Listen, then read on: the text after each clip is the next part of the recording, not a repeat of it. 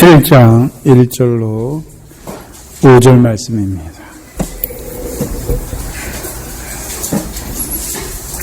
마태복음 7장 1절로 5절 말씀입니다. 이 시간 우리 각자에게 하시는 하나님의 말씀으로 함께 받겠습니다. 비판을 받지 아니하려거든 비판하지 말라. 너희의 비판하는 그 비판으로 너희가 비판을 받을 것이요 너희의 헤아리는 그 헤아림으로 너희가 헤아림을 받을 것이니라. 어찌하여 형제의 눈 속에 있는 티는 보고 내 눈 속에 있는 들보는 깨닫지 못하느냐. 보라, 내 눈 속에 들보가 있는데 어찌하여 형제에게 말하기를 나로 내 눈 속에 있는 티를 빼게 하라 하겠느냐. 외식하는 자여, 먼저 내 눈 속에 있는 들보를 빼어라. 그 후에야 밝히 보고 형제의 눈 속에서 티를 빼리라. 아멘.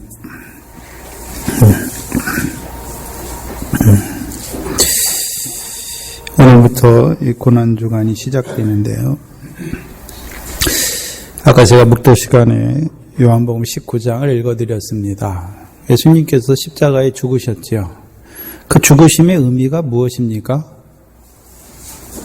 예수님께서 마지막에 다 이루었다 말씀하셨죠.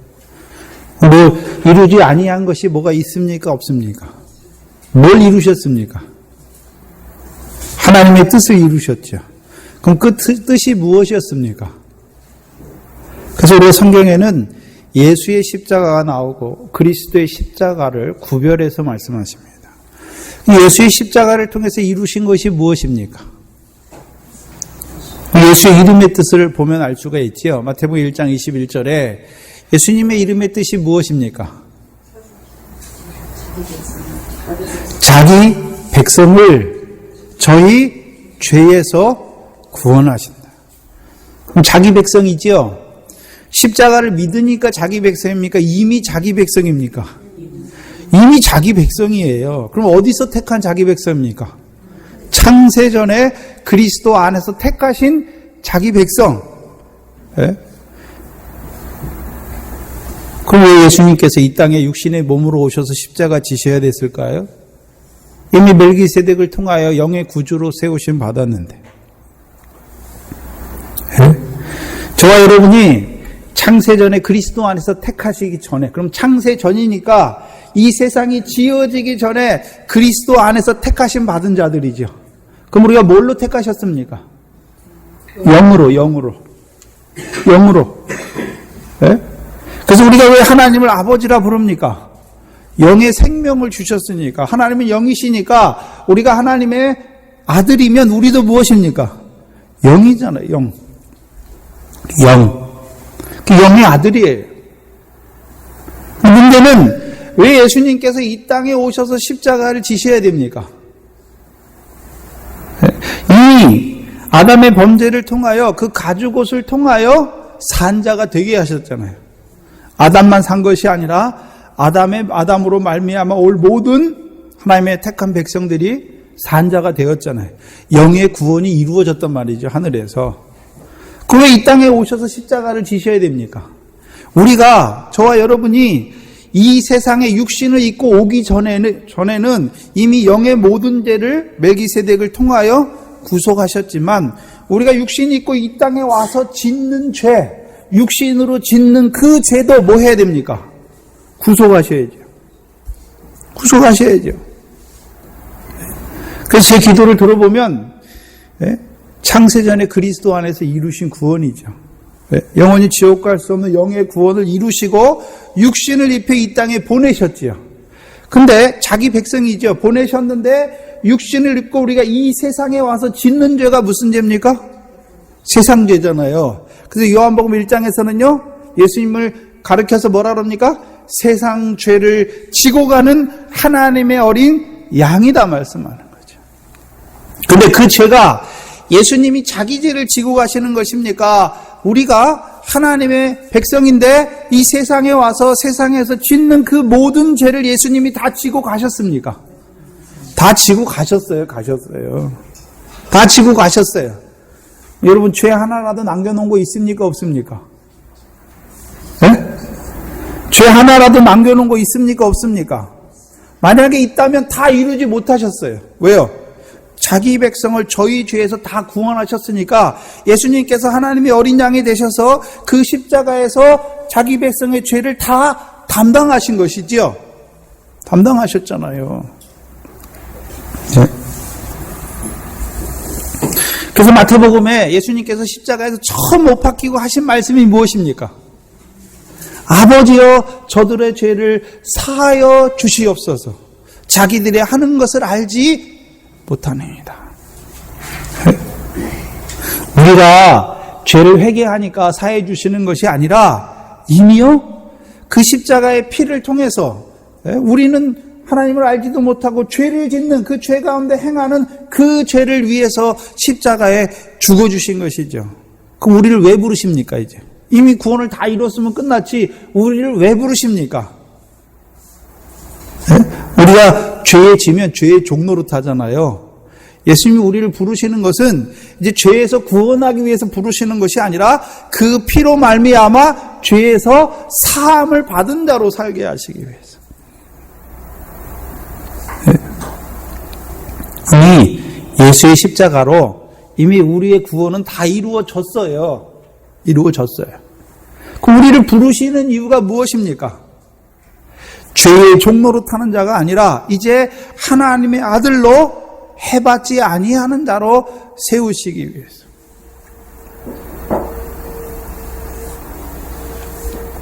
요한복음에서는요, 십자가에 죽으신 뒤에 흘리시는 피와 물을 말씀하시는 것입니다. 예수님께서 살아 계실 때 피 흘리셨으면 됐지 왜 죽어서도 피를 흘리십니까? 피와 물이지요. 무슨 말씀이냐 하면 저와 여러분이 예수님께서 내 죄를 위하여 십자가에 죽어주신 것을 믿었어요. 그렇죠? 그런데 그거 믿어졌는데 그럼 예수 믿었는데 그 다음에 죄를 안 짓습니까? 또 짓습니까? 또 짓잖아요. 그럼 그 죄는 어떻게 합니까? 죽으신 뒤에 흘리시는 그 피를 통하여 사해 주시는 것이죠. 네.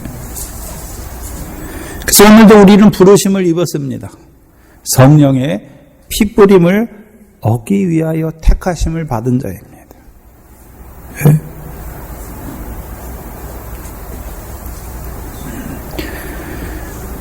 그리스도의 십자가, 그래서 성경에서는 그리스도의 십자가를 말씀하십니다.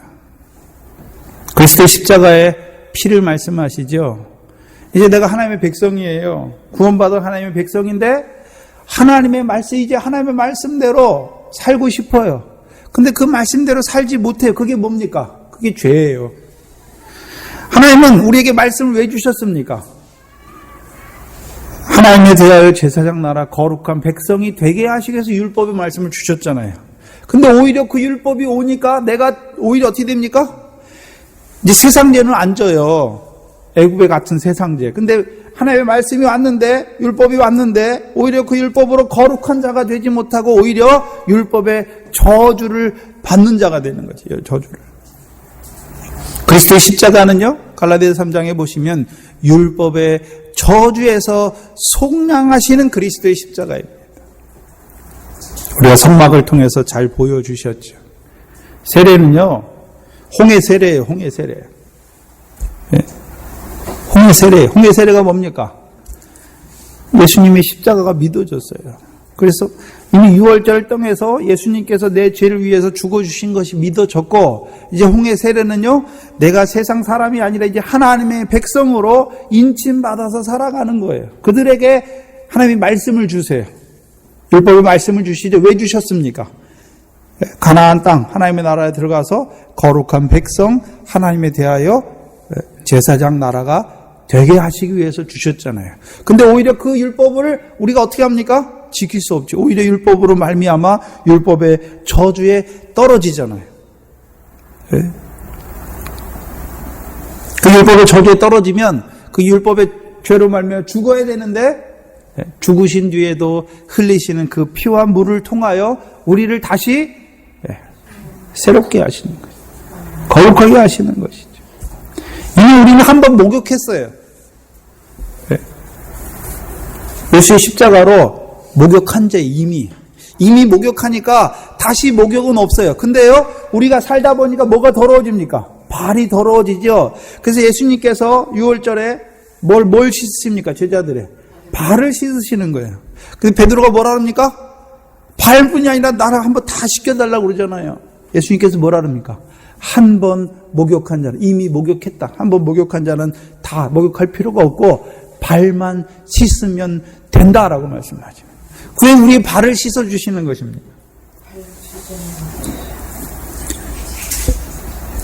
우리의 죄를 씻어주시는 거죠. 그리고요, 이제 죄의 종로로 타는 데서 죽게 하시는 거예요. 그 사랑을 통해서. 오늘도 예수 믿지만 예수님께서 내 죄를 위해서 십자가에 죽어주신 것 믿으면서도 또 우리에게 하늘의 산 소망을 보여주셨는데도 불구하고 하나님의 말씀을 범하는 율법의 저주를 받을 수밖에 없는 우리를 위하여 다시금 죽으셔도 흘리시는 그 피를 말미암아 오늘도 나 같은 죄인을 이처럼 사랑하시는 그 하나님의 사랑으로 말미암아 이제 어떤 자가 됩니까? 죄에 대하여 같이 죽는 자가 되는 거예요. 죽는 자가.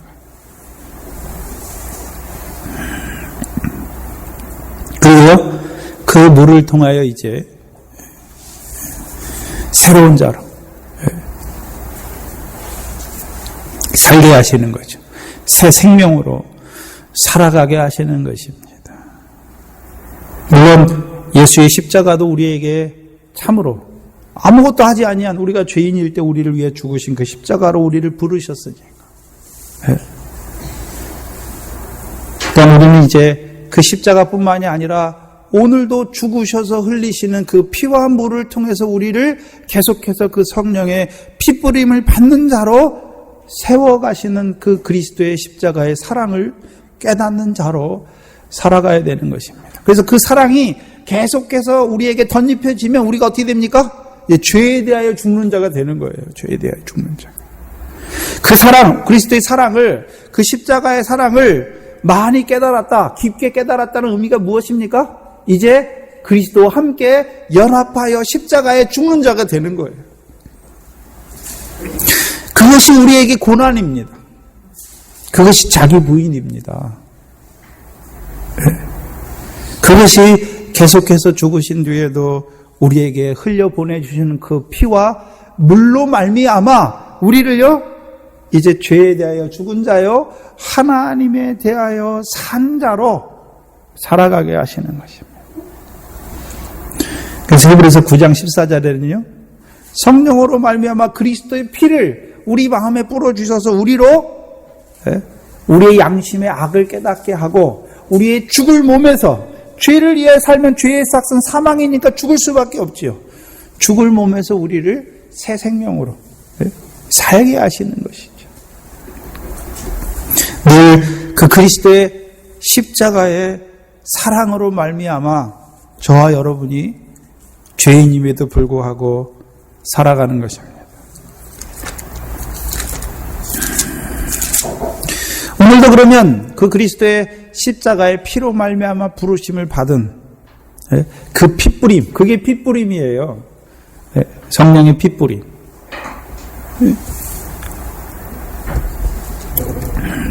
예수의 십자가는 다 똑같아요. 그러나 성령의 핏뿌림은요, 성령의 핏뿌림 받은 자들만 그 피로 말미암아 깨끗해지는 거예요. 받은 우리들을 오늘도 부르신 것입니다.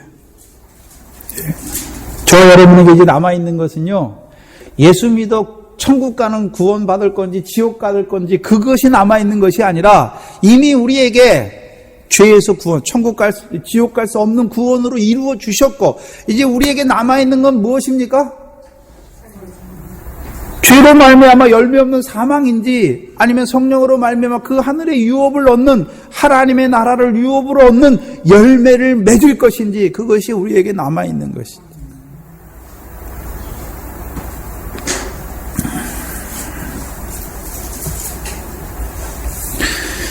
반석이 무엇입니까?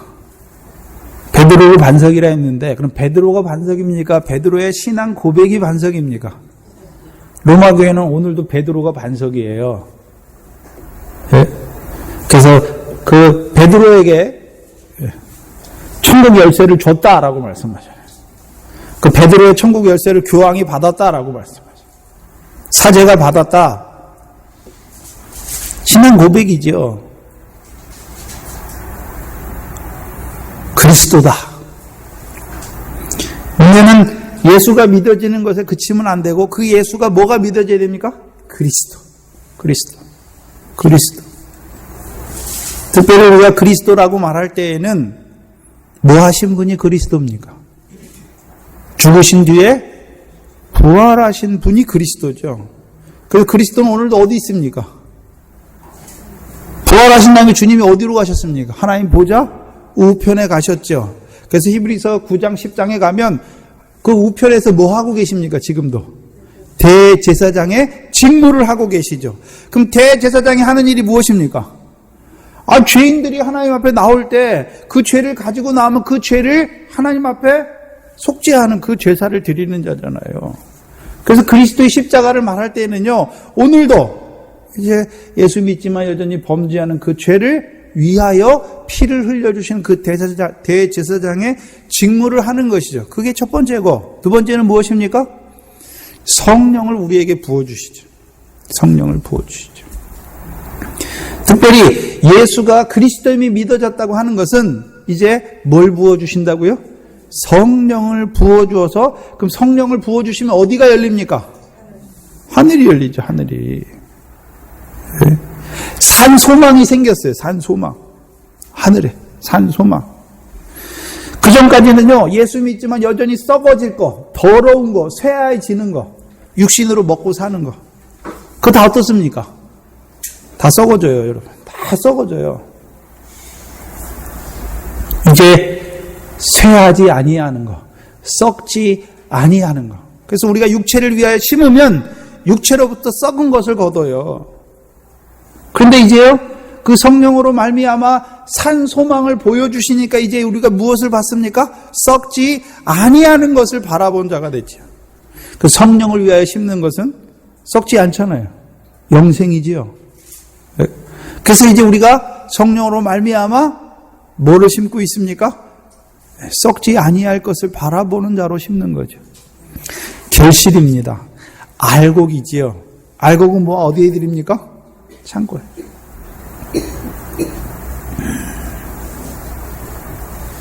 근데 문제는 그 그리스도 안에서 산 소망을 바라본다 하면서도 우리가 뭐 합니까?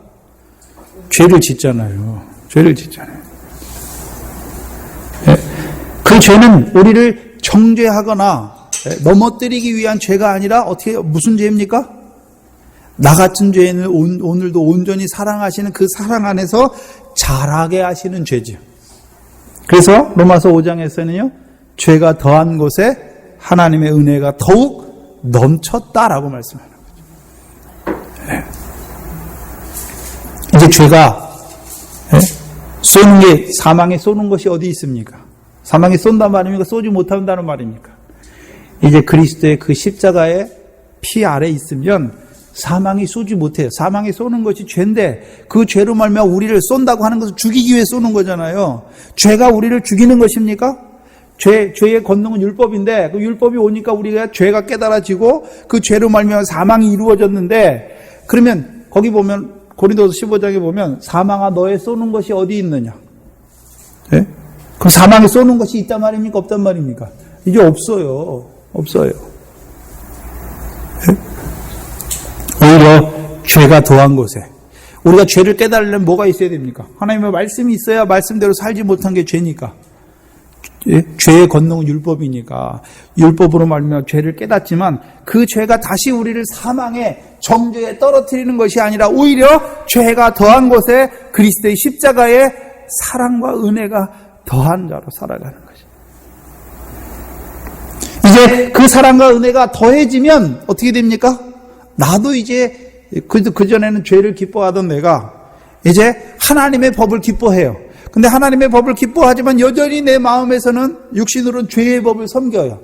그러나 그 사랑이 계속되다 보니까 이제 어떻게 합니까? 이제 그 육신이 죽는 거예요, 함께. 그게 그리스도의 고난에 동참하는 우리의 자기 부인입니다. 자기 부인은 우리가 하는 것이 아니라 그리스도의 십자가의 피로 말미암아, 피와 물로 말미암아 우리를 자기 부인된 자리에 세워가시는 거죠. 예수님께서 나를 따르라 하셨잖아요. 그러면 예수님 따르는 그를 예수님께서 어디로 데려가십니까? 은혜의 보좌. 그 은혜의 보좌는 대제사장. 그래서 우리가 히브리서 4장이죠. 4장 마지막 절에 보면 우리에게 있는, 우리가 믿는 도리에 믿는 그 고백을 굳게 잡자. 우리에게는 대제사장이 있다라고 말씀하시고, 그 대제사장이 오늘도 하늘에 계신데 그 대제사장이 오늘도 우리를 위해서 하시는 일이 무엇입니까? 그 대제사장이 우리의 은혜의 보좌예요. 그래서 그로 말미암아 하나님 앞에 담대히 나아가는 거예요. 죄인이요, 하나님 죄가 없으신 거룩하신 하나님 앞에 나가면요 바로 죽어요. 그런데요, 그 그리스도의 은혜의 보좌로 말미암아 우리의 죄는 다 감춰주시는 거예요. 그래서 너희 죄가 동이 서에서 먼 것 같이 멀다라고 말씀하셨잖아요. 우리는 죄인인데 오늘도 그 그리스도의 십자가의 피로 말미암아 그 죄를 멀리, 그리고 우리가 어떤 자란 말입니까? 죄가 없기 때문에 의인이 아니라 그리스도의 십자가로 경건치 아니하지만 의로운 자로 하나님 앞에 우리를 계속해서 세워주시는 거죠. 죄는 누가 담당하시고요? 그리스도께서. 그래서 우리를 늘 하나님 앞에 의로운 자로 세워주시고 오늘도 우리 하나님 앞에 나아가게 하시는 거죠. 그 몸을 통해서 휘장의 길을 열어서 우리를요, 새 길로 나아가게 하시는.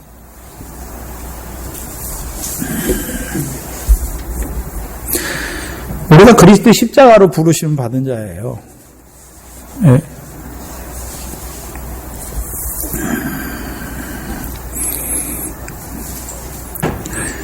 사도 바울은 왜 자기를 죄인의 죄수라고 말합니까?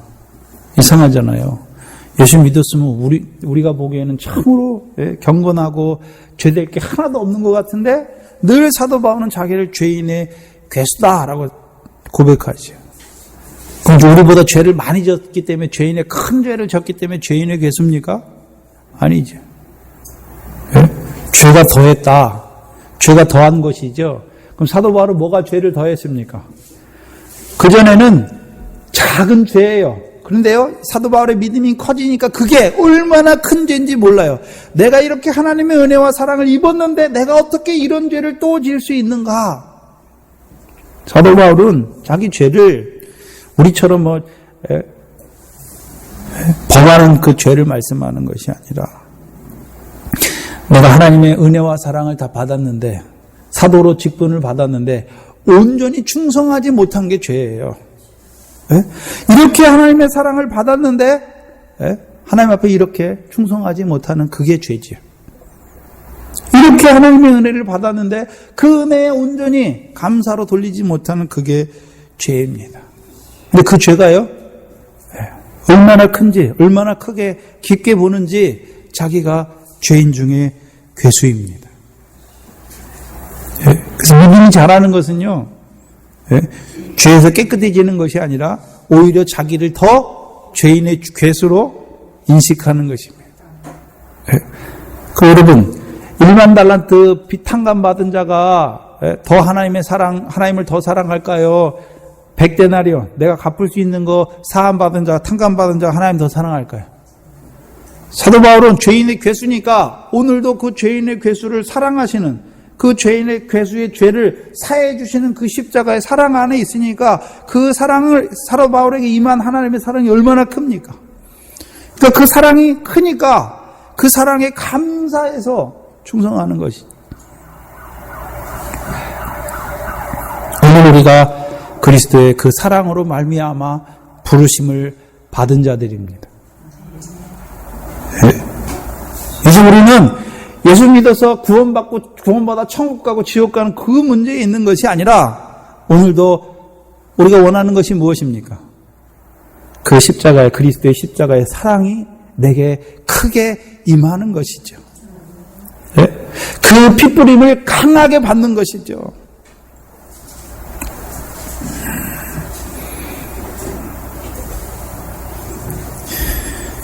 그 그 핏불을 인하여 우리가 부르심을 받은 것입니다. 오늘 본문을 보시면 비판을 받지 아니하려거든 비판하지 말라.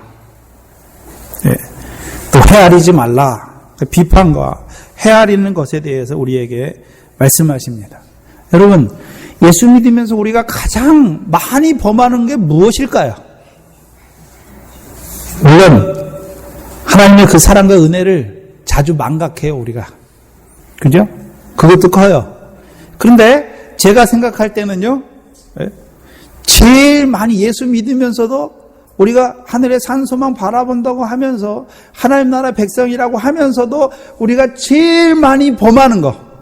근데 문제는 살인죄와 간음죄는 범하면 이렇게 하는데 이 비판하고 헤아리, 형제를 비판하고 헤아리는 것은 죄를 지으면서도 그게 죄인지 몰라요. 가장 많이 범하고요. 흔히 범하고요. 우리가 너무 쉽게 형제를 비판합니다. 헤아립니다. 근데 문제는 그 비판과 헤아림이 얼마나 큰 악인지 우리가 날카롭게 보지 못해요. 그래서 그냥 얼버무려요. 그냥 얼버무려. 얼버무리고 그냥 넘어가요. 그러니까 항상 그게 있어요. 그 마음에. 들보가 있어요. 들보가.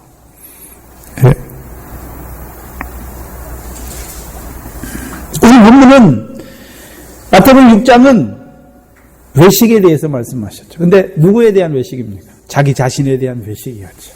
기도, 금식, 구제하면서 외식하는 것에 대해서. 그 외식의 반대는 무엇입니까? 아버지께 상을 받는 거예요. 오늘 본문도 7장 1절에서 5절을 보시면 형제를 비판하고 외식하는 자, 뭐가 있기 때문에요? 들보가 있으면 형제를 비판하고 헤아리는 거예요. 근데 그것을 5절에 뭐라고 말씀하십니까? 외식하는 자여라고 말씀하는 거죠. 오늘은 형제에 대하여 외식하는 자에 대해서 말씀하는 것입니다.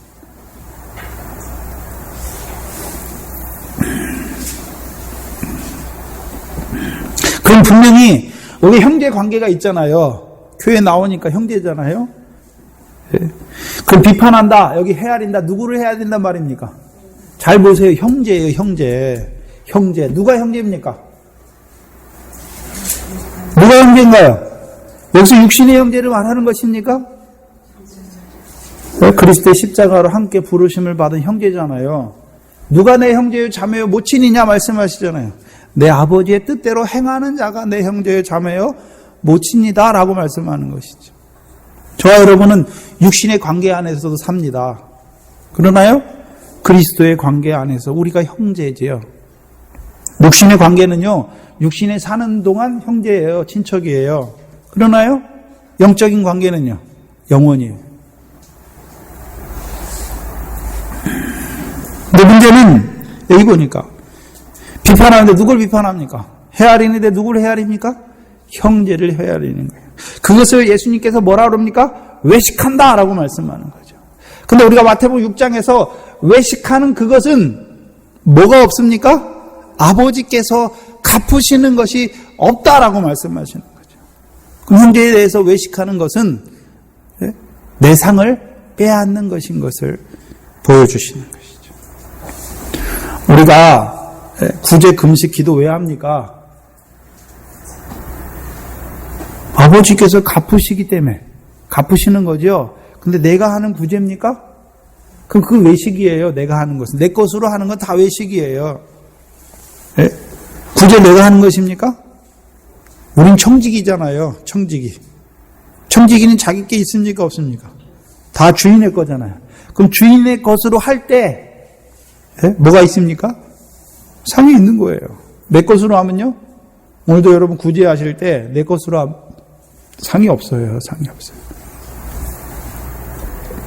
그러면 형제에 대해서도 외식하지 않으면 뭐가 있습니까? 상이 있는 거죠. 근데 외식한다. 여기 비판하고 헤아리는데 무엇 때문에 비판하고 헤아립니까? 뭐가 눈 속에 뭐가 있기 때문에요? 들보가 있기 때문에. 들보가 있기 때문에. 네? 그러면 우리가 왜 형제를 비판하고 헤아리게 됐습니까? 형제가 잘할 때 헤아리고 비판합니까? 네?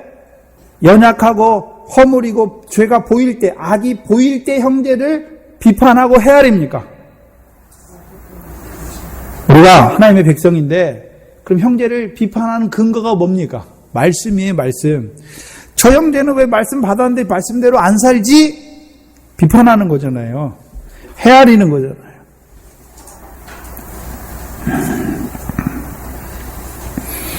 근데 문제는 우리가 들보를 다 갖고 있다는 거죠. 들보. 그러면 이 본문을 잘 보시면 그러면 형제의 눈 속에 있는 티를 빼지 말라는 것입니까? 들보를 빼고 밝히 보고 형제의 눈에 있는 티를 빼라는 것입니까?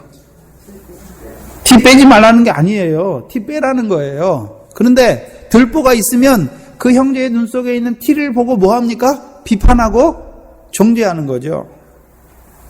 헤아리는 것입니다. 여기 비판이라는 원어에 쓰인 단어는 판단하다 또는 심판하다라는 말로 쓰입니다.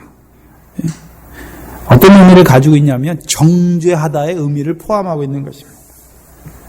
다른 형제의 허물이나 죄나 악을 보고 내가 판단하여 정죄하는 것이에요. 근데 문제는 1절에 뭐로 시작합니까? 비판하지 말라로 시작합니까? 비판을 받지 아니하려거든 말씀합니까? 비판을 받지 아니하려거든. 근데 여기 비판을 받지 아니하려거든에 쓰인 이 동사가 신적 수동태예요. 그럼 누가 심판하단 말입니까? 하나님께서. 야고보서 4장을 보시면 똑같은 이 의미를 잘 우리에게 나타내 주시는데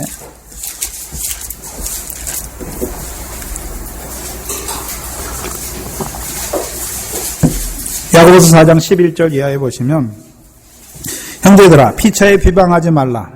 형제를 비방하는 자나 형제를 판단하는 자는 여기 판단이라 쓰인 동사가 오늘 본문에 쓰인 비판하는 자죠. 비판과 같은 원어의 의미, 같은 단어를 썼어요. 원어적인 의미를.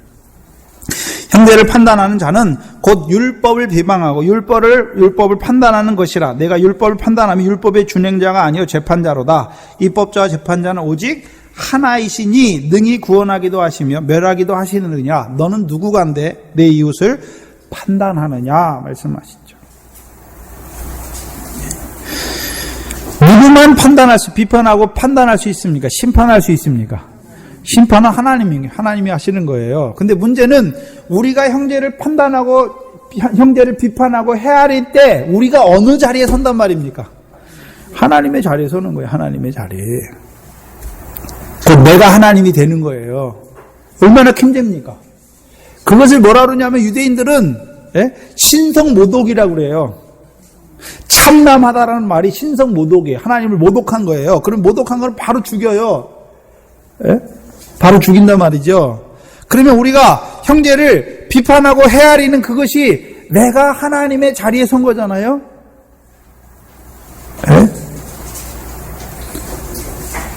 우리 예수님께서 형제에 대해서 첫 번째로 비판하지 말라 말씀하십니까? 그게 가장 큰 죄예요. 형제를 비판하는 그 죄도 크지만 더 나아가서는요, 율법을 범한 거예요. 율법을 범한 거. 곧 어느 자리에 섰단 말입니까? 내가 선악을 판단하는 자가 됐단 말이죠. 아담이 선악과를 먹었잖아요. 그 선악과를 왜 먹었습니까? 그 사단이 와서, 뱀이 와서 뭐라 그럽니까? 내가 이거 먹으면 네 눈이 밝아서 뭐처럼 된다고요? 하나님처럼 된다, 하나님처럼. 우리 죄가 뭔가요? 내가 하나님이 되는 거예요, 내가 하나님이. 사사기의 죄가 뭐죠? 사람이 하나님의 백성이면 하나님의 말씀을 따라 살아야 되는데 자기가 다 하나님이에요. 그래서 자기 소견에 옳은 대로 하는 거예요. 네? 뭐가 죄입니까? 여러분이 하나님 백성 아니면 여러분 마음대로 살아도 돼요. 그런데요, 그 예수의 십자가로 구속하신, 예수 그리스도의 십자가로 구속하시고 산 소망을 바라보는 하나님의 백성인데, 네? 어떻게 살고 있습니까? 말씀대로 살고 있습니까? 아니면 내가 하나님이 되어서 내 마음대로 행하고 있습니까?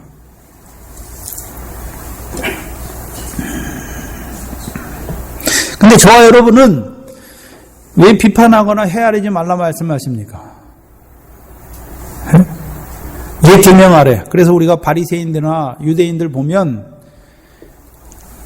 예수님이 죄인을 영접하는 거 보고 저가 죄리와 세인의 친구다라고 비판하잖아요. 그럼 세리와 저기들을 뭐라고 봅니까? 죄인이라고 보는 거잖아요. 이미 죄인이라고. 그렇죠?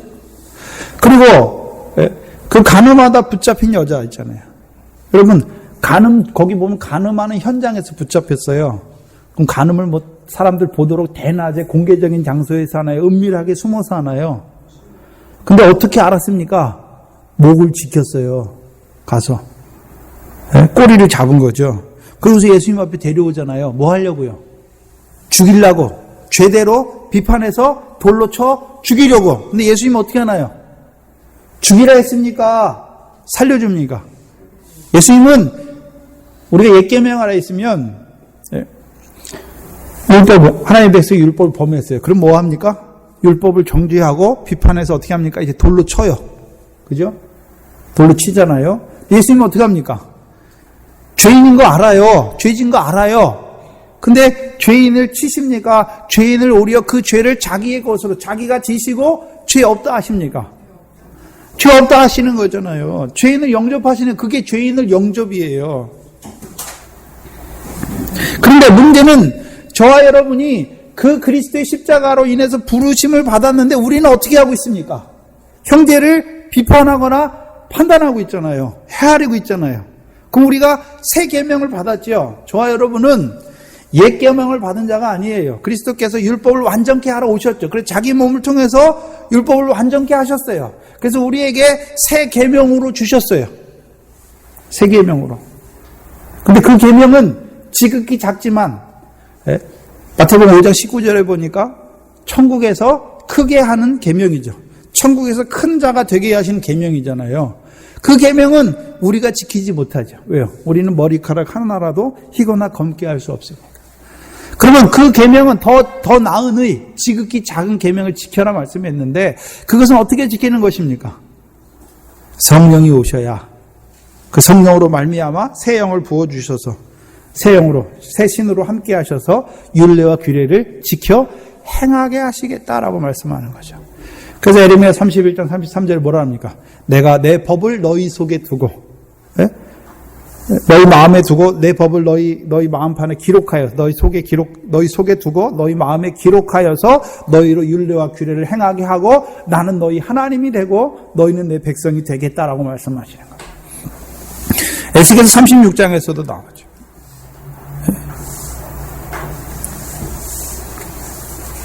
그 문제는 저와 여러분은 이제 이 지극히 작은 계명을 지켜 행하는 자가 되어야 되잖아요. 그렇죠? 그래서 여러분 같은 이 새 계명을 받은 자지요. 받은 자예요. 근데 어떻게 합니까? 새 계명을 받았는데 새 계명대로 안 살아. 그렇죠? 안 살기 때문에 형제를 뭐 하고 있습니까? 비판하고 헤아리는 것이죠. 그러면 여러분이 비판하고 헤아리는 이유가 무엇입니까? 바리새인들이 유대인들이 음행 중에 간음하는 중에 붙잡힌 여자를 데리고 왔죠. 왜 데려왔습니까? 나는 간음을 안 했으니까. 왜 형제를 비판하고 헤아리는 기준이 무엇입니까? 왜 헤아리게 됩니까? 자기도 그 죄를 범했으면 헤아릴까요? 아휴, 나도 범했는데. 예수님께서 그 간음 중에 붙잡힌 여자를 돌로 치려고 데려오는 자들에게 뭐라고 말씀하십니까? 죄 없는 자가 돌로 치라 말씀하시잖아요. 죄 없는 자가 돌로 치라. 근데 우리가 형제를 비판하고 헤아릴 때는 내가 뭐 하다고 생각하기 때문에 칩니까? 죄가 없다라고 생각하기 때문에 형제를 비판한단 말이죠. 헤아린단 말이죠.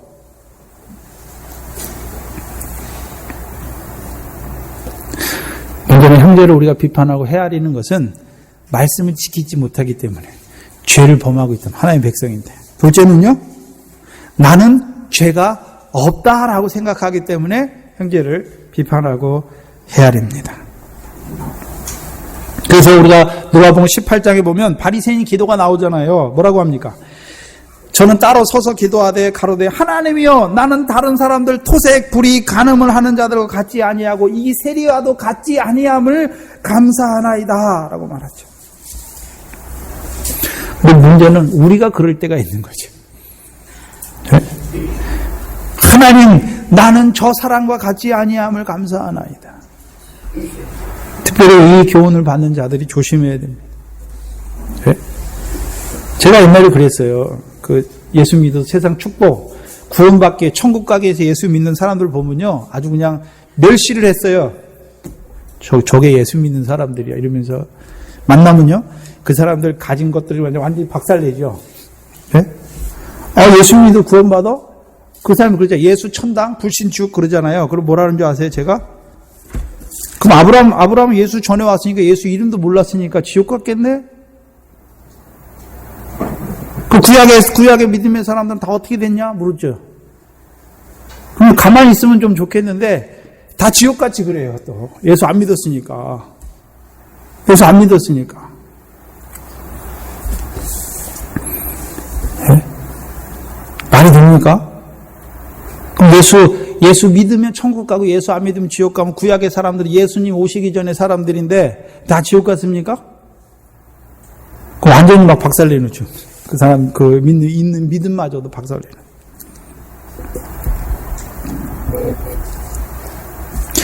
그리고 나는 감사하지요. 하늘에서 이르신 구원으로 불러 믿게 하셨다. 뭡니까? 내가 어려운 거죠. 자기를 어렵게 여기고 다른 사람을 멸시하는 거죠. 멸시하는 거. 나를 왜 그러면 하늘에서 이루신 구원의 복음으로 부르셨습니까? 그들을 비판하고 정죄하기 위해서 부르신 것이 아니라 그들을 세워주시기 위해서 부르신 것이지. 네? 여러분이 잘하는 거 있잖아요. 네? 여러분이 지금 나는 뭐 비판 조금밖에 안 했지, 나는 헤아리는 거 조금밖에 안 했지. 우리의 삶이 비판하고 헤아리는 거예요. 삶 전체가. 제가 봐서는 여러분들 남편이 미울 때가 많지요. 마음에 안 들 때가 많지요. 근데 99개 잘했는데 한 2-3개 잘못한 거 그것만 크게 보여요. 그죠? 그것만 크게 보이잖아요. 저희 아버님 술을 하도 좋아하시니까 술 먹으면 좀 주사가 있으시거든요. 우리 남편, 우리에게 그래요, 맨날. 니네 아버지 술만 안 먹으면 내가 얻고 돌아다니겠다, 그러죠. 근데 술 안 드셨거든요? 근데 안 얻고 다녀요. 그럼 니네 아버지 교회만 다니면 내가 얻고 돌아다니겠다, 그러죠. 지금 교회 다니고 새벽 예배도 가시거든요. 근데 안 얻고 다녀요. 그럼 지금도 가면요, 아버지가 뭐 어쩌다 가끔 하죠. 속이 상하면. 그렇죠. 근데 그게 누구 모습입니까? 여러분들이 그렇지 않습니까? 우리가 그렇지 않습니까? 남편이 예수 믿는 게 감사한데 예수 믿는 잘못하는 게 있어요. 그럼 그것 때문에 마음이 상해가지고 그 나머지 것도 다 어떻게 버립니까? 다 버려요. 네? 참 우리가 미련한 것 같아요. 네? 잘하는 게 많은데 잘못하는 거 그거 몇 개 붙들고요. 네? 어떻게 합니까? 판단하고 헤아려 버리잖아요. 네? 그것을 이제 기도할 생각은 안 하고, 네? 왜 이러냐고.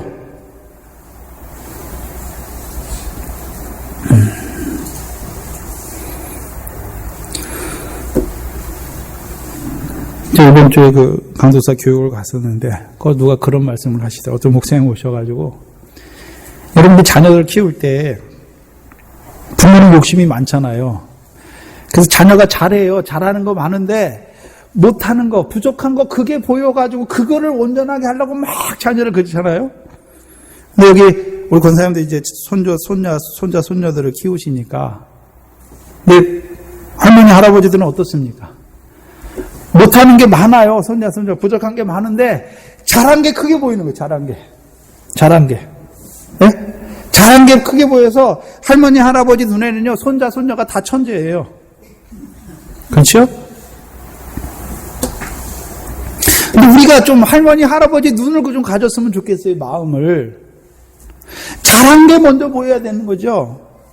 못한 거는요, 그 잘하다가, 몇 개 못할 수도 있지, 이렇게 돼야 되는데, 우리는요, 잘한 건 안 보여요. 잘못한 거 딱 하나만 들어오면요, 그 사람에 대해서 그 잘못을 가지고 그 사람을 다 판단해버려요. 다 헤아려버려요. 네? 이 하늘에서 이루신 게 이 구원의 복음이 믿어지기가 얼마나 어렵습니까? 그게 믿어진 것만 해도 저 사람이 얼마나 귀합니까? 근데 우리는요, 그 사람이 그렇게 말씀대로 이제 못 사는 거 보면 비위가 상해요. 비위가 상해요. 제가 많이 상해봐서 알거든요. 제가 열심히 많아서 많이 상했어요. 네. 제가 시골에 있을 때는. 네. 제 앞에는요, 다 판단하고 있어요, 제가. 그래서 권사가 저럴 수가 있어? 네? 집사가 안수집사가 저럴 수가 있어? 막 그러죠. 네? 왜? 제가 남들보다 더 잘하니까. 더 잘하려고 그러고, 저는 주의를 목숨처럼 섬겨왔습니다. 네? 그것 때문에 내가 누구보다 주의를 더 잘 지킨다고 생각했기 때문에, 네? 그 주의를 못 지키는 사람들, 오전 예배 했다가 또 오후에 막 시골에서 가요. 속에 이게 나죠. 주의를 온전히 성수 못하는 사람들 보면은 속에 막 그렇죠. 근데요, 하나님은 저를 딱 붙드시고 딱 꼴꼴아뜨리시니까 주의를 어떻게 지켜요? 네? 못 지켜요? 내가 지키는 게 아니구나. 그는 주셔야 지키는 거구나. 그럼 저 사람에게도요. 저가 주의를 못 지키는 것이 아니라 하나님이 은혜 주셔야 되는데 나는 그것을 그 사람을 위해서 기도하는 것이 아니라 먼저 헤아리고 판단하고 비판해가지고 이렇게 칼로 난도질을 했더라고요.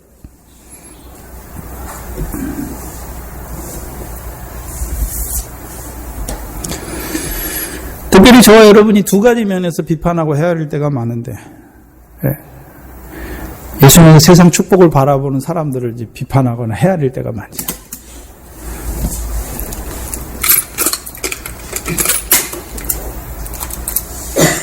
근데 저를 살펴보니까 그 과정이 저한테 다 있었더라고요. 그래서 이 하늘의 상을 얻게 하는 이 교훈으로 부르심 받아서 복음과 진리로 부르심 받으니까 예수 믿어 세상, 예수 믿지만 그 예수 믿어서 여전히 썩어질 세상 것을 바라보는 자들을 하찮게 여겨요. 멸시하죠. 그럼 여러분이 그 사람도 잘나서 하나님이 부르셨습니까? 네? 여러분이 그 사람보다 착하기 때문에 하나님 앞에 더 충성되기 때문에 여러분이 이 복음으로 부르셨습니까? 그러면 그를 그렇게 판단하고 비판할 만해요. 아니잖아요. 은혜잖아요. 네? 은혜 아닙니까? 그러면 그 사람들, 예수 믿어서 여전히 세상 복을 바라보는 그들을 위해서 뭐라고 기도할 것입니까? 그들을 비판하고 헤아리기보다 저들에게도 하나님 나와 같은 은혜를 부어주셔서 저들도 썩어질 것이 아니라 썩지 아니하는 것을 바라보는 자로 살게 하여 주시옵소서. 이것이 우리가 행해야 될 거예요. 또한 우리가 형제, 이 하늘의 영광을 바라보고 이 복음, 이 믿음 안에서 살아가는 우리 형제들을 보면서 우리가 또 헤아리고 비판할 때가 있죠. 하늘의 상을 바라본다고 그러면서 어떻게 저럴 수가 있어? 우리 형제의 허물과 죄를, 악을 먼저 보게 되는 것이죠. 문제는 그럼 우리는 죄 안 짓습니까? 우리는 허물이 없습니까? 여러분, 형제를 비판하거나 헤아리는 사람은요, 하나님 말씀을 더 사모하고 더 열심히 있는 사람들이 그게 커요. 그게 커요. 나는 이렇게 하는데 왜 저 사람은 이렇게 안 하느냐, 이게 먼저 되는 거예요. 그 은혜입니까? 내가 한 것입니까? 물론 은혜도 있었지만 은혜 안에서 그래도 내가 이렇게 했으니까 내가라고 있는 게 남아있는 것이죠. 나는 하는데 저 사람은 못해요. 그러니까 뭐합니까? 내게 주신 하나님의 은혜와 사랑을 먼저 봐야 되는데, 내가 얼마나 큰 하나님의 은혜와 사랑을 받고 있는가를 먼저 봐야 되는데 저 사람을 먼저 보는 거예요. 나 같은 죄인을 사랑하시는 하나님의 사랑을 먼저 봤다면 그도 어떻게 합니까? 그도 그를 위해 죽으셨잖아요. 또 그리스도의 피로 그를 부르셨잖아요. 그도 사랑하시는 하나님의 사랑을 보지 못하는 거예요. 그래서 하나님은 나만 사랑해요. 왜 나만 사랑합니까? 내가 남보다 잘하니까. 내가 남보다 조금 어려우니까. 은혜 생활 더 잘하니까. 애국과 같은 왼손잡이에요. 수요일날 사사기를 했는데 들어보시죠. 오른편 칼은 있어요. 말씀의 검은 있는데 왼손으로 휘두르고 있어요. 왼손으로 흐르는 의미가 무슨 의미냐 하면 베드로가 대제사장 말고에 오른쪽 귀를 치잖아요. 그렇죠? 그럼 검은 가지고 있어요. 예수님 말씀을 받았어요. 누가 대제사장입니까? 육신의 제사장이 대제사장입니까? 예수 그리스도가 대제사장입니까? 그걸 베드로는 알았잖아요. 주는 그리스도시오라고 고백했으니까. 그렇죠? 어떻게 합니까? 오른편 귀를 치면, 우리가 베드로처럼 오른편 귀를 치는 거예요. 네가 하나님의 백성이면 누가 제사장인지 바로, 누가 하나님의 말씀을 주시는지 바로 받아야 될 것이 아니냐. 근데 왜 못 받고 있느냐? 너 오른 귀 필요 없어. 오른쪽 귀를 잘라버리는 거예요. 여러분, 오른쪽 귀가 잘리면 들을 수 있습니까? 못 듣습니까?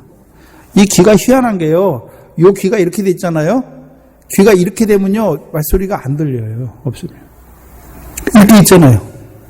오는 게 들리는 거죠. 예수님께서 어떻게 하십니까? 잘했다 합니까? 오른쪽 귀를 만져서 낫게 하십니까? 예수님은 오른쪽 귀를 우리는 뭐 하고요?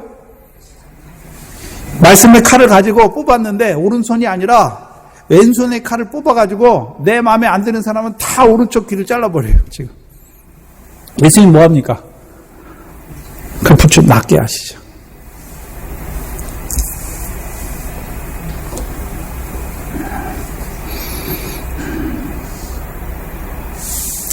문제는 하나님 나라에서 그 하늘의 큰 상을 바라보는 우리들이 그렇게 하고 있단 말입니다. 우리들. 헤아린다고 하는 것은요, 우리가 현재의 상황을 헤아리지 아니하고 내 속에요, 우리 생각대로 미루어 짐작하고 이미 단정해 버려요. 우리가 헤아리잖아요. 근데 저 사람 얘기 안 들어요. 저들 뭐 했는데 왜 그렇게 했는지 하냐고 내 속에서 그냥 했으니까 헤아려 다 판단해 버리죠. 곧 내 안에 내 생각대로 상대방을 다 재단해 버려요. 그래서 우리 안에 판단과 헤아림의 저울이 우리 안에 다 있어요. 그래가지고 내 맘대로 그걸 다 일의 전체를 이해하지 아니하고 내 맘대로 삭삭삭삭삭 다 판단해 버리죠. 단정해 버리죠. 왜 보지 못합니까? 하나님께서 무엇 때문에 그 형제를 넘어뜨리게 하셨나? 그 죄를 통해서 하나님이 그 형제에게 이루어 가시는 것이 무엇인가? 죄가 더한 곳에 은혜가 넘치게 하시는 그 하나님의 역사를 다 잘라버린단 말이죠. 우리는 비판하거나 헤아린 자로 부르심을 받은 것이 아닙니다. 왜 우리가 헤아립니까? 왜 우리가 비판합니까? 우리도 다 똑같은 그 연약함을 가지고 있는 것입니다. 그래서 우리가 헤아리고 비판하는 자가 아니라 먼저 형제가 잘못하는 것이 있으면 자기를 먼저 돌아봐야 되는 것이죠. 그리고 경계하면서 그 형제를 비판하는 것이 아니라 이제 뭐 하는 것입니까? 권고하는 것입니다. 그리고서 주신 예화가 3절에 어찌하여 형제 속에 있는 눈 속에 있는 티는 보고 내 눈 속에 있는 들보는 깨닫지 못하느냐. 여기 보니까 티와 들보를 가지고 말씀하시죠. 그럼 비판하고 판단하는 형제를 비판하고 헤아리는 자들은 눈에 뭐가 있단 말입니까? 그러면 비판받을 헤아림을 받을 만한 그 형제는 눈에 뭐가 있단 말입니까? 티가 뭡니까? 작은 죄예요. 허물이에요. 악이에요. 근데 여러분 생각해 보세요. 티가 들어가는 것은 우리가 이해할 수 있죠. 근데 들보가 눈에 들어갑니까? 뭐에 대해서 말씀하는 것입니까? 티와 들보를 통해서 하나님께서, 예수님께서 무엇인가 우리에게 깨닫게 하시기 위해서 주시는 것이죠. 근데 우리가 티를 한번 생각해 보면, 티는 다른 데 들어가면 다 괜찮아요. 코에 들어가거나, 옷에 묻거나, 심지어 먹어도 안 죽어요. 근데 문제는 이 티가 어디에 들어가면 문제가 됩니까? 눈에만 들어가면 문제가 돼요. 눈에만 들어가면. 다른 데는 다 괜찮아요. 아무것도 아닌 것 같아요. 보잘것없는 그 티인데 눈에만 들어가면 그것 때문에 아무것도 할 수가 없어요. 여러분 티 들어가 보세요. 티 가지고 막 일합니까? 먼저 티를 빼내야 됩니까? 티 때문에 눈이 막 그냥 아파가지고 답답하고 아픕니까? 고통스러웠잖아요. 그 티를 빼야 되잖아요. 먼저. 특별히 이 티는 티 때문에 여러분 눈에 티가 들어가면 뭐 조그만 먼지가 아니라 우리가 눈에 보일 만한 티지요. 네? 그 티가 들어가면 어떻습니까? 눈 속에 티가 있는 형제는 어떨까요? 그것 때문에 좋다, 티가 들어가서 좋다 그랬습니까? 그것 때문에 고통스럽고 괴롭고 아파합니까? 무슨 소리냐면요, 우리가 죄를 범하면 죄를 모를 때는 괜찮아요. 근데 그 죄가 찔려요, 자기 속에. 그러면 어떻게 합니까? 괴롭잖아요, 마음이. 예? 지금 티 때문에 괴로워하는 그 형제를 말씀하는 거예요. 자기 죄와 허물을 보면서 그걸 근데 끊지는 못해. 자기가 빼지 못하잖아요. 눈물이 나와야 빼는 거죠. 빠지죠. 물론 요즘은 의학이 발달해서 가서 빼기도 하지만, 예? 우리 속의 죄와 허물은 내가 끊을 수 있습니까? 내가 빼낼 수 있습니까? 없어요. 그럼 들보를 가진 자는 어떤 자입니까? 여러분, 눈에 티가 큽니까? 들보가 큽니까? 에? 티보다 들보는 무한정 크잖아요. 어느 죄가 더 크단 말입니까? 내가 연약하여서 짓는 자범죄보다 형제를 비판하고 헤아리는 그 죄가 비교할 수 없이 크단 말이에요. 또한 어떤 눈이 더 아프겠습니까? 티가 들어간 눈이 아프겠습니까? 들보가 들어간 눈이 더 아프겠습니까? 근데 들보가 든 눈은 아파할지도 몰라. 그렇죠?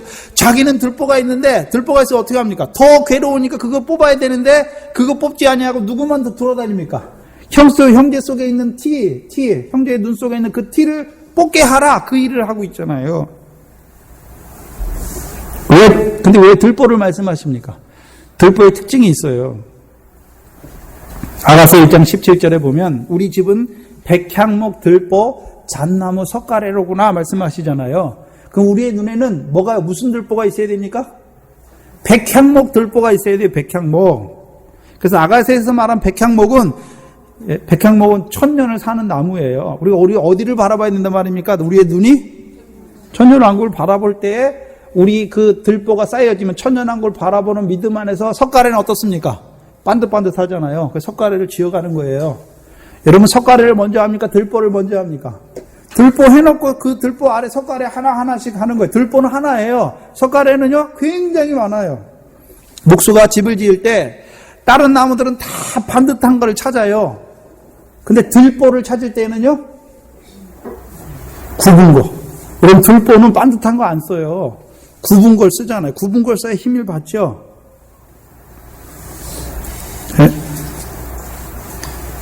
들보를 구하는 목수의 눈은 뭐만 봅니까? 구부러진 거. 구부러진 것만 찾으러 다녀요. 네.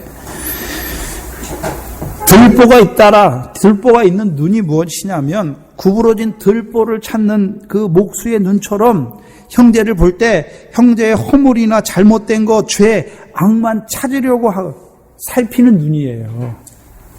네? 그게 들보가 있는 눈이에요. 근데 저와 여러분은 살피지 않아도 먼저 뭐 합니까? 우리 안에 들보가 딱 있어가지고 저 사람 보면요 판단이 착착착착 돼버려요. 그죠?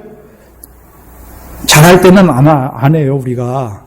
근데 저 사람의 허물이 드러났어요. 뭐가 드러났어요. 그러면 어떻게 합니까? 착착착착착 판단하고 헤아리고 다 해버리죠.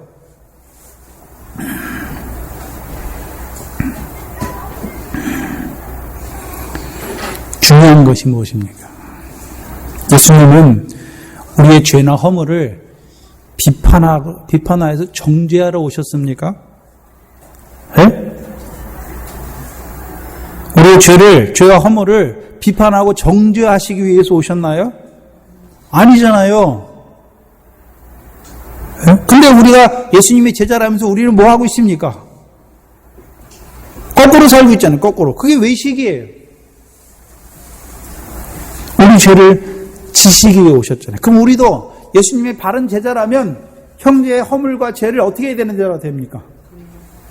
우리의 짐으로 지는 자가 돼야 되는 것이죠. 네? 그 5절에 보시면 외식하는 자여 먼저 내 눈 속에 있는 들보를 빼어라 말씀하시죠. 근데 어떻게 빼라는 말은 안 나왔어요. 들보가 있으면 뭐 해야 됩니까?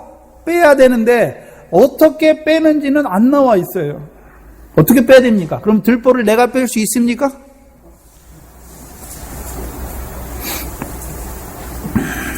그러면 들보, 그 형제를 볼 때마다 형제를 비판하고 헤아리려는 마음을 내가 이제 형제 비판하고 헤아리지 말아야지 결심한다고 안 할 수가 있습니까? 얼마 동안은 안 할 수 있어요. 네? 우리 결심으로 되면 얼마나 좋겠습니까?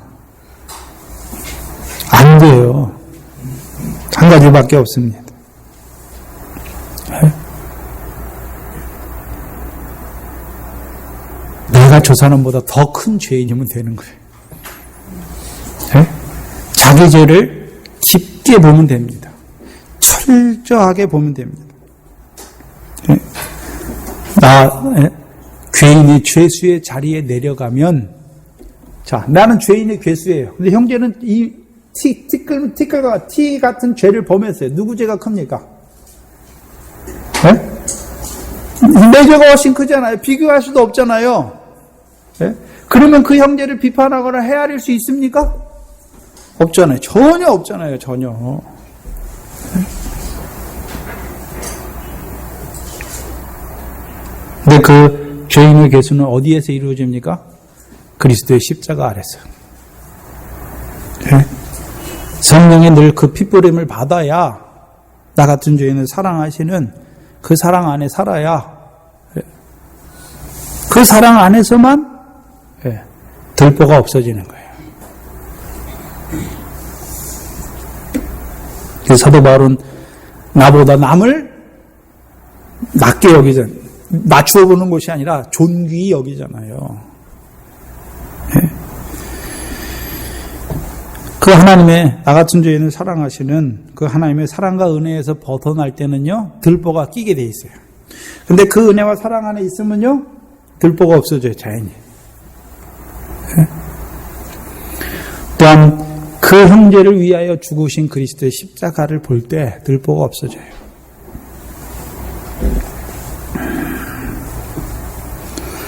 우리의 눈은요, 늘 십자가의 그 피로 말미암아 뿌림을 받을 때 온전한 눈이 되는 거예요. 들보가 없는 눈이 돼요. 네? 그래서 5절에 보시면 내 눈 속에 있는 들보를 빼어라. 네? 우리 보고 빼라는 것이 아니라 나를 따르라 하실 때 그 말씀을 붙들고 따르면 네? 빼주시는 거예요. 그리고요, 그 후에야 네? 밝히 보고, 뭘 밝히 봅니까? 네? 그 후는 어떤 후입니까? 들보를 뺀 후, 곧 나 같은 죄인의 괴수를 끝까지 사랑하시고 버리지 아니하시는 그 하나님의 사랑 안에 있을 때 형제의 죄를 보면서 비판하고 정죄하는 것이 아니라 그 형제를 위하여 오늘도 피와 물을 흘려주시는 그리스도의 사랑을 깨닫게 되는 것이죠. 무엇을 밝혀봅니까? 오늘도 죄와 허물을 범하는 그를 위하여 흘리시는, 죽으신 뒤에도 흘리시는 그리스도의 피와 물을 밝히 보게 될 것이고, 또한요, 티를 인하여 자기 죄를, 자기는 마음으로는 하나님의 법을 원하지만 육신으로는 죄의 법을 섬기는 그 죄 때문에 괴로워하는 그 형제의 아픔을 보는 것이죠. 그리고서 밝히 보고 형제의 눈 속에 있는 티를 빼주는 자지요. 저와 여러분이 뭐 하는 자입니까? 티를 빼는 자가 되죠. 티를 빼는 자가. 빼지 말라는 게 아니에요. 먼저는요, 들보. 그럼 내가 들보가 있다는 걸 봐야지요. 그리고 그 들보를 빼어주시기를 늘 기도하는 자가 돼야 돼요. 이 들보가 빠지면 해야 되는 일이 무엇입니까?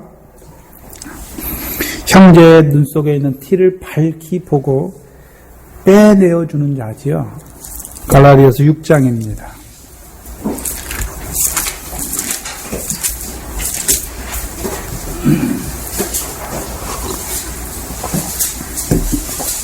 몇 절에 보시면 1절이죠.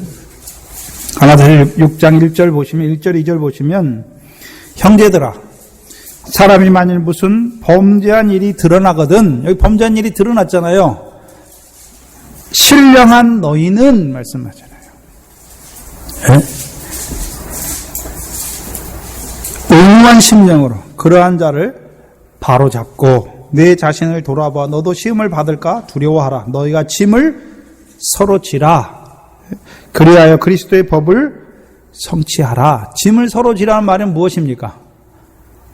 왜 서로 져야 됩니까? 짐은 뭐죠? 마태복음 23장에서는 그 율법사들이 뭐합니까? 서기관과 바리새인들이 자기는 율법의 짐을 하나도 안 지고 그 백성들에게 짐을 다 부과해 놓잖아요. 저와 여러분의 짐은 무엇입니까? 내 짐은 가볍다라고 말씀하셨잖아요. 우리에게 짐을 주셨어요. 왜 가볍습니까? 주님이 져주시잖아요. 성령으로 다 지고 가게 하시잖아요. 힘을 주셔서 지고 가게 하시잖아요. 근데 왜 짐을 서로 줘야 됩니까? 그래서 짐은 무슨 의미로 쓰였을까요? 범죄, 죄의 의미로 쓰였잖아요. 왜 서로입니까? 우리는 다 죄인일 수밖에 없어요. 예? 서로 죄를 범하는 거예요. 그래서 그 죄를 어떻게 됩니까? 비판하고 정죄하는 것이 아니라 신령한 자가 될 때, 우리가 신령한 자가 될 때, 들보가 빠질 때 뭐 하는 것입니까? 온유한 심령으로 그러한 자를 바로 잡아주는 거예요. 예? 그 티를 빼는 게 무엇입니까? 범죄한 형제를 신령한 자가 되어서 온유한 심령으로 바로 잡아주는 거죠. 여기서 중요한 게 무엇입니까? 온유한 심령이에요. 온유한 심령. 예? 모세가 온유하잖아요. 그 민수기에 보면 민수기 12장입니까? 미리암과 아론이 대적하잖아요. 근데 모세는 온유함이 모든 지면의 모든 사람보다 승하다. 예? 그거 어떻게 합니까? 내가 이렇게까지 했는데 당신들이 어떻게 가장 잘 옆에 있던 사람 당신들이 어떻게 나한테 이럴 수가 있어? 그렇게 하지 않습니다. 그렇게 하지 않아요. 왜요? 알기 때문에. 예? 그들의 짐을 대신 지죠. 예? 그리고 하나님 앞에 나가서 구하죠. 예? 이렇게 앞선 자들이 해야 될 것이죠. 특별히 저와 여러분이, 여러분 교회는요, 죄 없는 사람이 모인 게 아니에요. 예? 완전한 사람이 모인 게 아닙니다. 천사 같은 사람이 모인 게 아니에요. 예?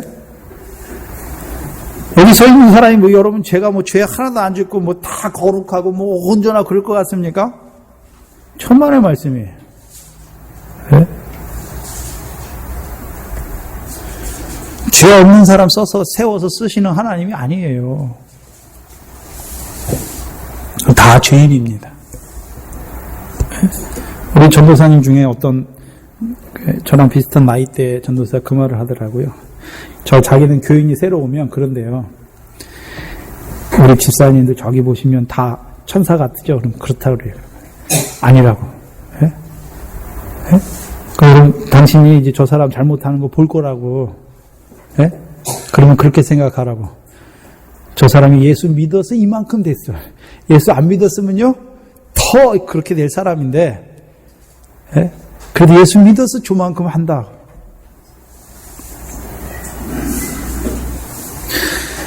저 여러분이 여기 특별히 앞선자들 때문에 실족하는 사람이죠.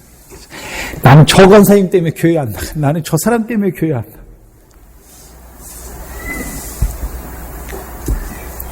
아직도 뭘 못 보고 있지. 우리 다 죄인입니다. 죄인을 부르신 거예요. 무엇을 이루시기 위해서요? 죄인을 위하여 죽으시는 그 하나님의 사랑이 우리 안에 이루어지게 하시기 위해서. 우리 안에 이루어지게 하시기 위해서. 그래서요, 우리도요, 주께서 우리의 죄를 위해서 죽으셨습니까?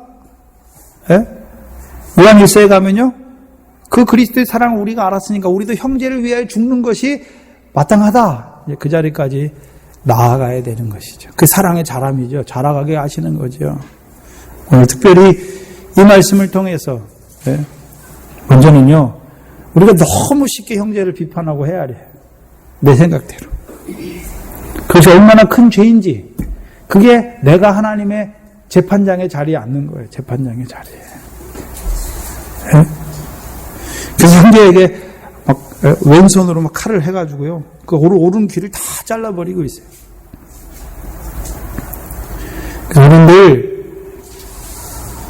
우리가 늘 그렇죠. 네? 늘 다시금 우리를 성령의 핏부림을 인하여서 그리스도의 십자가. 그래서 우리가 사는 곳은요, 그리스도의 십자가예요. 그래서 나는 죽고, 온유한 심령이 되는 것이고, 판단하고 비판하는 자가 아니라, 이제, 죄인을 사랑하신 하나님의 사랑으로 형제를 사랑하는 자로 살아가야 되는 거예요. 그것이 우리에게 주신 그리스도의 십자가. 오늘도 우리를 위하여 흘려주신 그 피와 물입니다. 그곳에서 우리가 변화되는 것입니다. 기도하겠습니다. 하나님 감사합니다. 오늘도 우리를 그리스도의 그 십자가의 핏부림을 인하여 받을 자로 불러주시고, 오늘도 말씀을 인하여 나 같은 죄인을 이렇게 사랑하시는 하나님의 사랑을 다시금 덧입게 하시고 그 은혜를 다시금 깨닫게 하시니 감사합니다. 이 마태복음 7장의 말씀을 다시금 우리에게 비춰주시니 참으로 우리가 얼마나 미련한지, 얼마나 아둔한지, 얼마나 우리 고집이 센지, 참 너무나도 우리가 하나님의 자리에 앉아서 형제를 비판하고 판단하고 정죄하고 헤아릴 때가 너무나 많았던 저희들, 아버지 하나님 불쌍히 여겨 주시옵소서. 참 그 죄를 깨닫지 못하고 너무 쉽게 형제를 헤아렸던 저희들 불쌍히 여겨 주시옵시고, 오늘 우리에게 이 말씀을 통하여 우리는 비판하거나 판단하는 자가 아니라 오히려 그 형제를 붙들어 줘야 될 자들인 것을 보게 하시고, 아직까지도 우리 속에 굳게 형제의 허물을 바라보는 그 굽은 들보와 같은 것들이 우리의 눈에 있는 것을 아버지 하나님 불쌍히 여겨 주시옵시고, 속히 그리스도의 사랑 안에서 그 들보가 떼어지게 하시고, 이제 죄를 인하여 괴로움 가운데 있는, 열매 없는 사망 가운데 있는 그들을 살리는 저희가 되게 하여 주시옵소서. 이 교회가 되게 하여 주시옵소서. 이 교회가 그리스도의 법을 성취하는 교회가 되게 하여 주시옵소서. 하나님 앞에 나올 때 하나님께서 은혜 가운데 우리에게 베풀어 주신 것 가운데 구별하여 드린 11조 감사 주일헌금 있습니다. 이 물질들이 이 교회를 세워가는 온전한 물질들이 되게 하시며, 또한 우리에게 주신 것들로 하늘의 상을 쌓아가는 저희들 되게 하시며, 이제 우리에게 베푸신 그 하나님의 은혜와 사랑을 늘 더 많이 던지는 자 되게 하시며, 그 사랑과 은혜의 통로가 되는 저희들 되게 하여 주시옵소서. 예수님의 이름으로 기도하옵나이다. 아멘.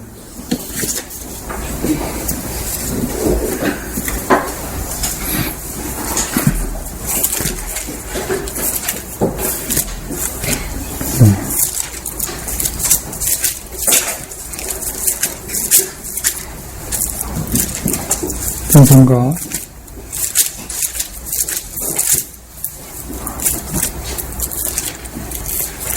좀 바뀌었는데 나받은 달란트 378장입니다. 우리에게 달란트를 주셨죠. 그럼 남겨야 되죠. 남기는 게 뭡니까? 형제 사랑하는 거예요. 형제 사랑하는 거예요. 우리에게 주신 뭐라고 주셨습니까? 사랑하라고 주셨죠.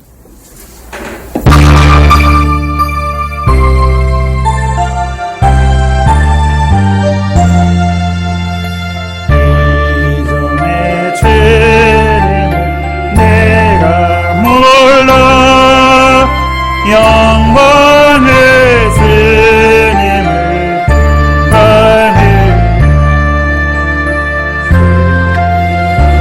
그네 내게 넘쳐 날 불러주시니 고마워라